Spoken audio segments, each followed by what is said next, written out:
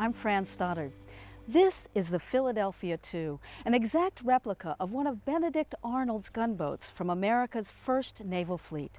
We are here at the Lake Champlain Maritime Museum at historic Basin Harbor, and this gunboat, built, used in battle, and sunk in 1776, is a connection to one of the great stories of the American struggle for independence.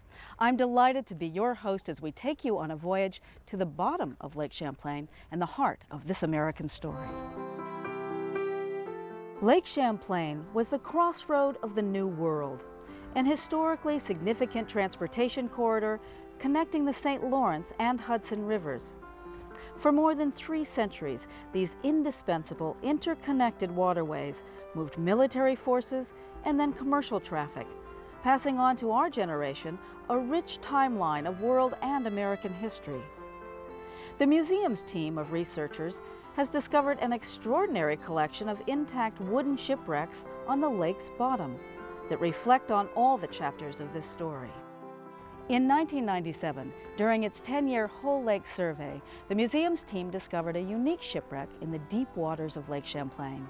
That shipwreck has proven to be the Spitfire, the last unaccounted for gunboat from Benedict Arnold's fleet in the 1776 Battle of Valcour Island. This replica gunboat, Philadelphia, is the same size and configuration of the shipwreck Spitfire. Since the Spitfire's discovery, the museum's Maritime Research Institute, along with federal and state partners, and with input from the public, has engaged in a comprehensive analysis of how best to preserve this connection to Americans' origins for future generations. One of the museum's annual responsibilities is an inspection of Spitfire. The short film you are about to see captures the 2006 dive team inspection operation. But before the divers descend into the deep, dark lake to check on its condition, let's take a brief look at Spitfire's history. On October 11, 1776, the most controversial character in American history, Benedict Arnold, led a motley crew of 700 sailors and Marines in 15 wooden warships and engaged the British at the Battle of Valcour Island on Lake Champlain.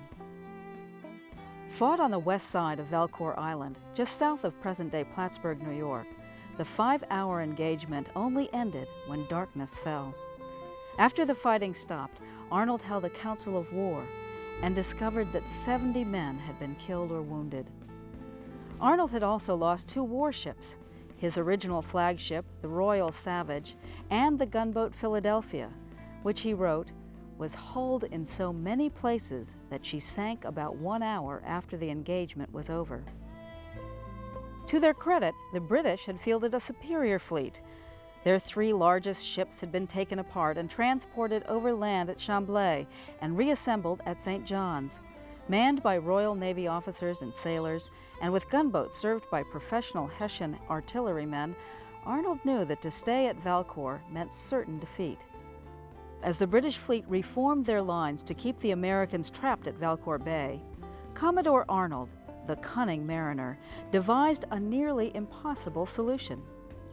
He would row his shattered fleet single file past the British blockade, wrapping his oars with greased rags to keep them quiet, and guided by a shrouded light in the stern of each vessel, the fleet stealthily passed the British blockade, heading south to the safety of Fort Ticonderoga and Mount Independence.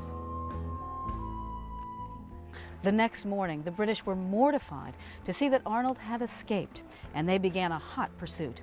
As Arnold rested his exhausted men in a small bay at Schuyler's Island, long enough to stop their leaks and mend their sails, he wrote to General Gates that he had abandoned and sunken 2 weakened gunboats. We now know that one of these gunboats, the Jersey, did not sink and was found awash by the British and made part of their fleet. But the second gunboat, apparently so badly damaged, did fall from the surface and came to rest on the deep lake bottom, with its mast still standing as if it were sailing, and with its bow cannon still searching for the enemy.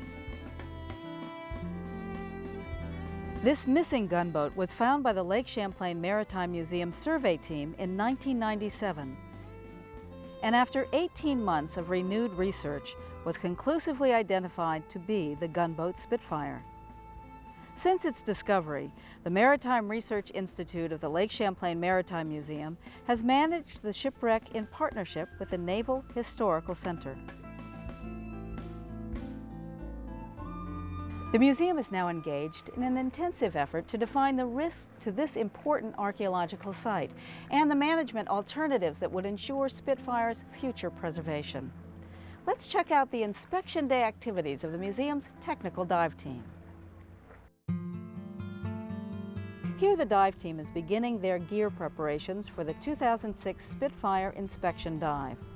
This is a deep technical dive that requires specialized equipment, training, and procedures. They will be inspecting the site to look for any change in condition from the previous year.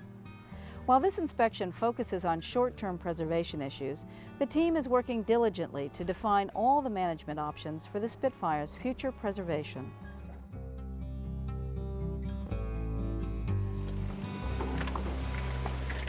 We've got some fairly specific things we're doing. We're doing an inspection as part of our contractual relationship with our partners, the United States Navy Historical Center, to annually look at this boat and make sure that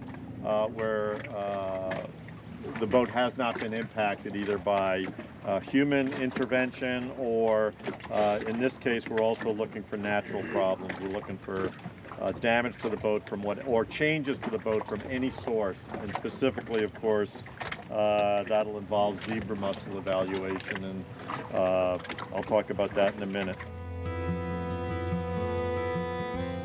Once all the gear is checked, rechecked, and loaded, and the dive team has completed their discussions about the day's objectives, the research vessel Neptune departs Burlington's historic harbor and travels to the Spitfire's location to begin dive operations. The team's first task upon arrival is to drop a reference marker near the site so they can carefully deploy the diver's downline close to the wreck, but not on it. Got it? Okay.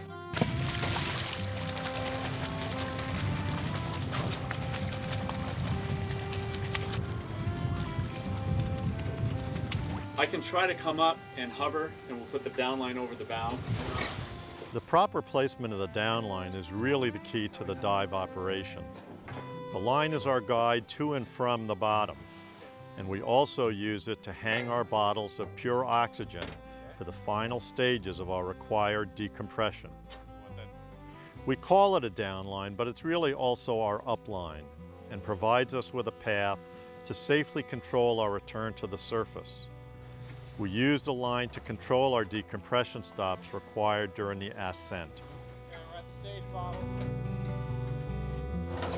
Got it. Okay, let it down. Got the line? Yep.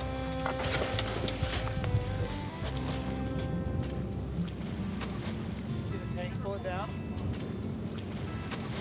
Is that tight? No. Bring it over my shoulder then. Let's put some lines over for us, then we can just hang on and, you know, you can drift wherever you want to go. As we finally get ready to enter the water, the mood becomes more serious and focused. We need to execute this dive with a degree of tactical precision as we keep track of a myriad of details relating to the time, depth, and 3 different gas supplies. All this while concentrating on our inspection tasks and containing the exhilaration of being in the presence of a remarkable survivor of the American Revolution.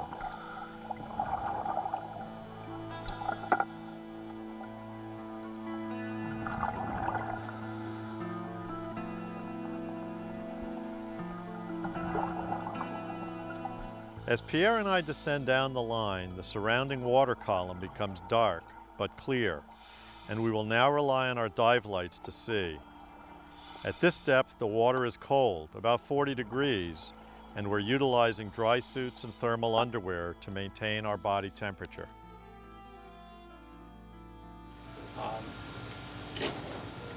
If I seem a little preoccupied right now, I am just keeping this boat in a position for the divers that are out in front of us. Well, my name is Fred Faya, and I grew up on Lake Champlain.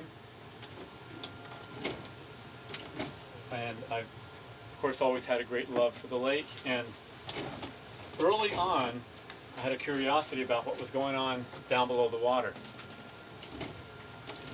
I teamed up with Art Cohen and Peter Barranco to work on a project which was quite exciting to me, which is to slowly take a look at what is in the bottom of the lake. One thing we used to always say and chuckle at is the lake does not give up her secrets easily. As we get near the bottom, a glow light we have already placed on the line identifies the point that we want to attach our travel line to the wreck. This travel line will help us relocate this upline at the end of the dive inspection. And there's the Spitfire. This year we have landed on the port side by the mast partner, the heavy timber that runs across the ship and supports the Spitfire's mast.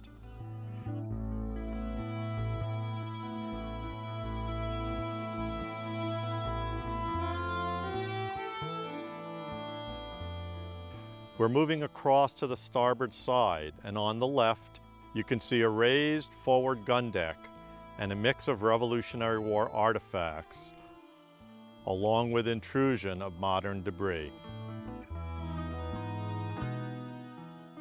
So the role of safety diver for today's gunboat dive is in an ideal world, and it always has been for me. This is been out here for the last 5-6 years as a safety diver. Every year it's been a very boring role, which is exactly the way we want it. Essentially, I come with all my gear, get everything set up as if something could go wrong and I might have to go to the bottom to assist the divers on the bottom. It's the worst case scenario if there is a problem that occurs on the bottom and it becomes clear that they need aid down there, if additional stage bottles need to be brought down or divers need to be retrieved for one reason or another. I'm here to back them up as much as I can. The surprise of seeing modern debris on the gunboat is quickly overshadowed by the haunting presence of this well-preserved site. Here we see one of the hand-forged iron swivel gun brackets, and as we proceed forward, we see an iron ring bolt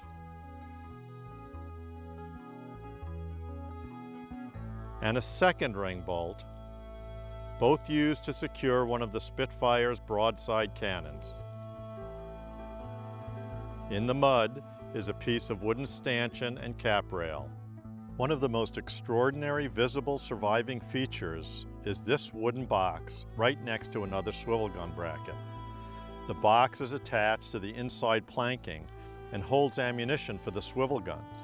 Remarkably, you can still see iron grape shot and lead shot in the original positions they've been in since the early morning hours of October 12, 1776.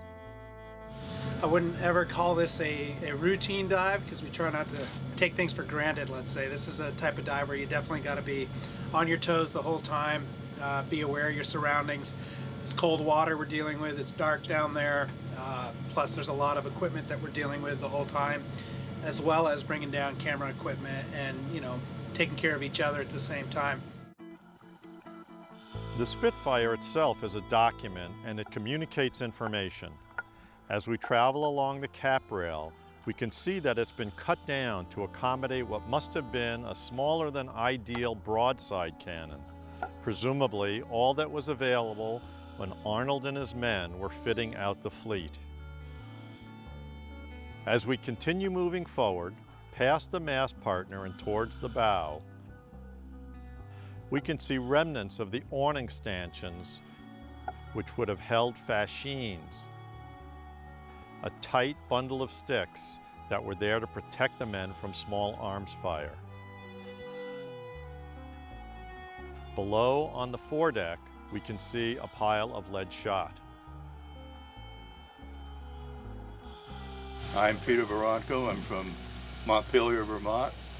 I've been involved with the museum's lake survey project from the beginning, and I've had a long-standing interest in the lake and underwater archaeology, having worked with the late Colonel Haglund, who had raised the original Gunboat Philadelphia in 1935.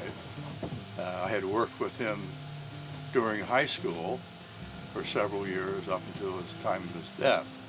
So it's always been a special thing for me to come back to this site, particularly having been on board the Neptune when we located it in 1997. So today is another opportunity to get reacquainted with the area, and something that's I've always been with me.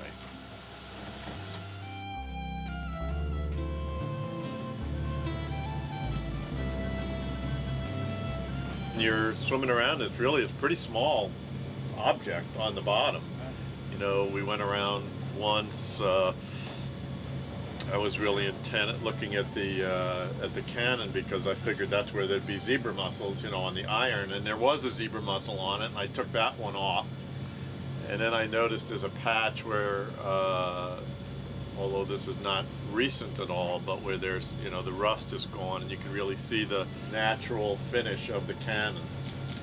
I also observed, although I think I've observed this before, that on the back of the cannon at the cascabel, there's you can actually see the rope that was secured around the back side of it. It's really quite amazing.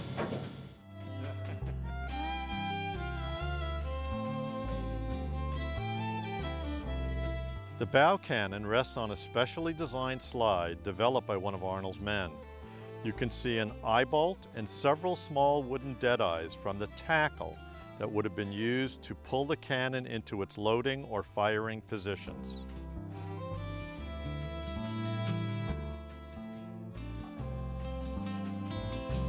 The cannon is still mounted in its original carriage and in its firing position. We have not yet determined whether the cannon is still loaded. Just to the port side of the cannon are the remains of a wooden barrel, which may have held gunpowder for this bow cannon. As we moved aft along the port side, we can see on the stern deck bench artifacts are showing. A small sample of what we presume is a significant artifact collection, still perfectly preserved under the mud. Moving past another stanchion and swivel gun bracket, we arrive at the perfectly preserved stern assembly, where we can see the stern post and, remarkably, the rudder still suspended on its original hand-forged iron hardware and in its original position.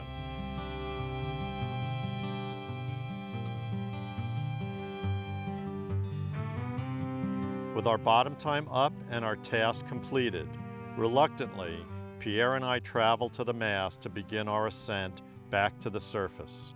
Starting at the base of the mast, the wooden cleats that secured the ropes that controlled the spars and sails are still in place, as is the iron mast ring that secured the mast to its partner.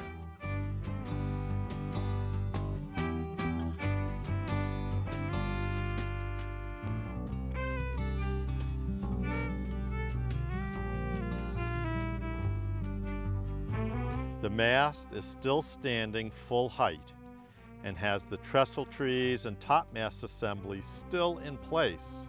And that is one of the most dramatic features of this remarkable underwater survivor of the American Revolution.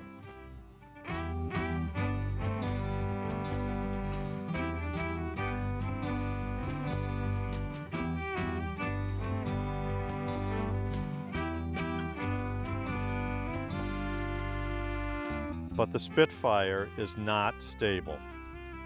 Sitting on the deep lake bottom and exposed to the forces of nature, we have already witnessed the broken tip of the topmast being dislodged by a storm, and we are worried about the impact of zebra mussels, and so are challenged to identify a more permanent approach for the Spitfire's long-term preservation.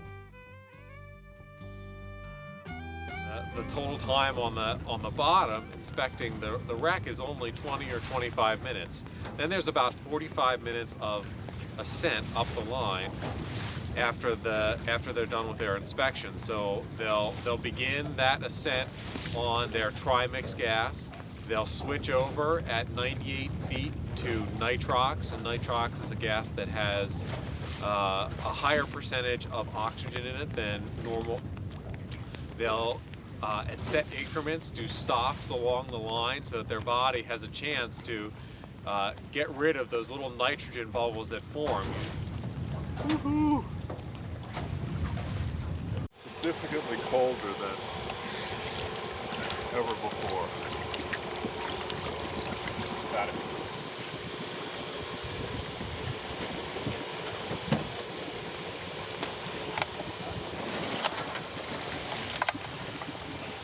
You guys want to suck on the O2? No, I think we're fine. I think we have plenty of O2.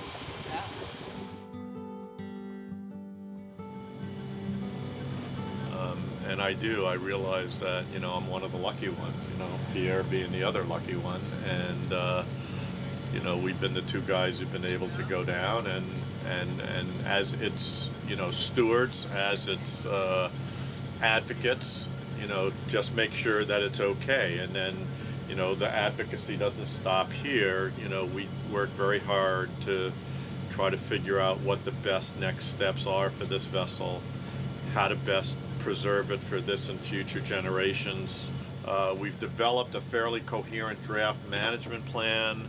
We've walked down a bunch of different roads. The secret, I felt at the time, was to do it slowly. Don't rush to judgment. Don't just knee-jerk raise it, leave it.